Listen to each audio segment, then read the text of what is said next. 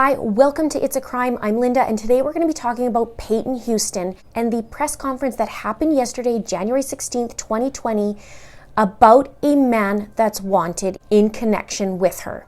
Before I get started, please hit that subscribe button, hit that like button, and hit the share button. There's some important information coming in this video. So let's get into it. Take a really good look at this picture. A really good look, and then share this video to every single platform you can think of. Reddit, Twitter, Facebook, whatever you can. This is Frederick Hampton. He is a 50-year-old man responsible for moving and discarding Peyton in that shallow grave in Hueytown. And now police are searching for him. They do have a warrant out for his arrest. He is charged with abuse of a corpse and a violation of the Sex Offender Notification Act. He is not currently charged in connection with Peyton's death. He's only charged with the actions following her death, and in this case would be taking her and disposing of her and burying her. So who is this guy? We know that he's a registered sex offender, and this man was in jail for 20 years from 1992 to 2012 for a terrible sex crime. Now, a woman was abducted at gunpoint at a bus stop in Birmingham, Alabama, and she was sexually assaulted by 7 men. Pure evil and totally disgusting. Now, one of the men, I believe, was his brother. And from the looks of things from my digging, a lot of this family carry the same type of crimes. And when I looked into it, Birmingham currently has 610 registered sex offenders listed on the Alabama Sex Offender Registry in a city of 200,000 people.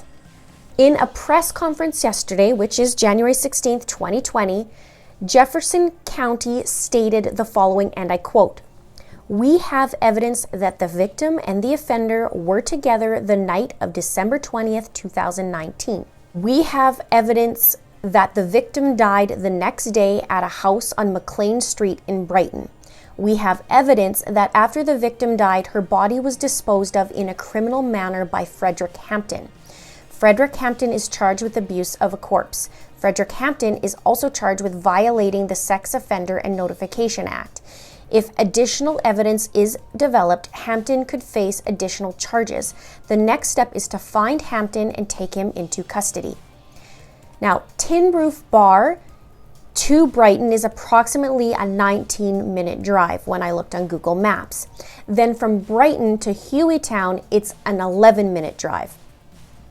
There's still questions surrounding if Peyton was even at the Tin Roof Bar. We'll hopefully know more about that. Now, law enforcement goes on to say what we know is that no physical trauma to the body of the victim would have led to her death. That was also stated in the autopsy. They said they couldn't find anything physical, so now it's at toxicology and we're waiting on that.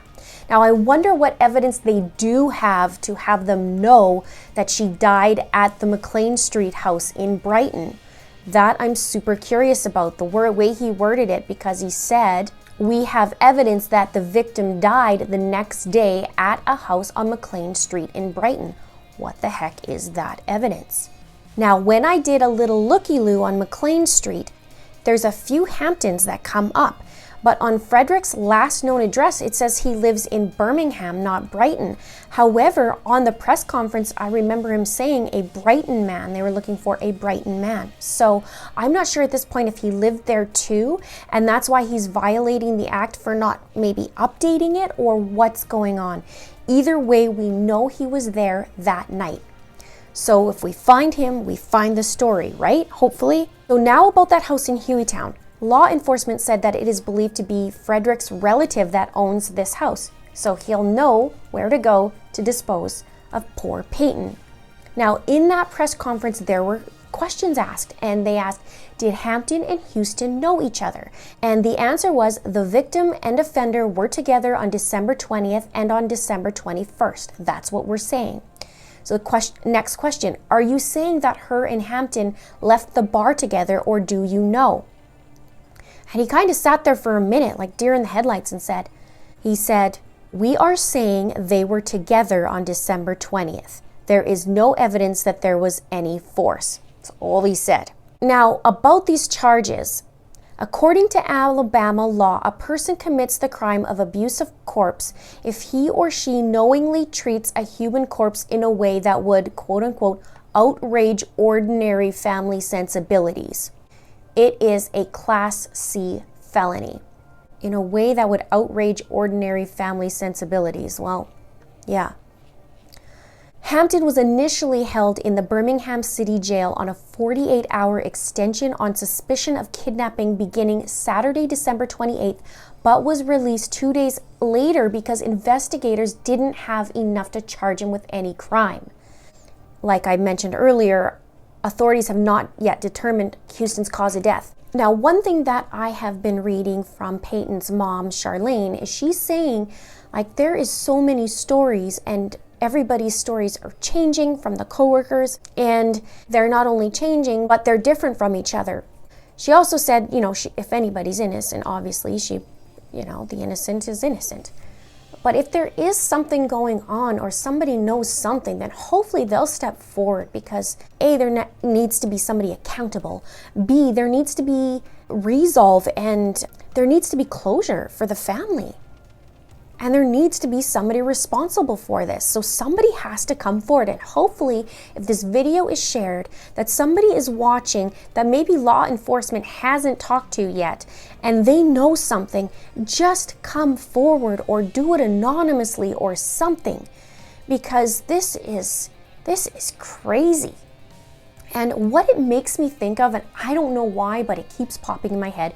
You know that show, How to Get Away with Murder? I watch it all the time. If you do watch it, let me know you watch it down in the comments below. But I keep thinking about this show. For some reason, it's like, is a group of people gathering in a group trying to discuss what do they say, what do they not say, or trying to corroborate their story? Because it is so freaking strange of everything that's going on. And so now we know Peyton was with him on the 20th. We know Peyton was with him on the 21st. But the question is why, right? And the other thing I've been thinking about, of course, is that strange text. Again, I'm going to say this like I mentioned in my previous videos. She didn't say she didn't know where she was. She just says, I don't know who I'm with. And was she at that house yet? If she left Tin Roof Bar at 10:45 p.m. and they drove to Brighton, then it's approximately to Brighton a 20-minute drive. So that would have been 11:15. If that's where they went, is straight there. She didn't do the text until 12, so she didn't say, I don't know where I am. She says, I don't know who I'm with. That keeps bugging me. So did Peyton write it, or did somebody in that McLean house write it? And maybe Peyton did know them, and of some sort, just meaning if somebody were to pick up the phone and said that it's like, I don't know who I'm with, so they don't get caught. I don't know. It's so weird. Comment below with your thoughts. I'm happy to chat with you below. Subscribe if you haven't done so already. We hit 1,000 subscribers and I go live. Click that like button so I know to do more of these videos. I'm going to dive deeper into this and hopefully we'll get some more answers and I can put it out there to the world. Again, here's what Frederick looks like. Take a really good look and let's find him. Thank you so much for watching. See you soon.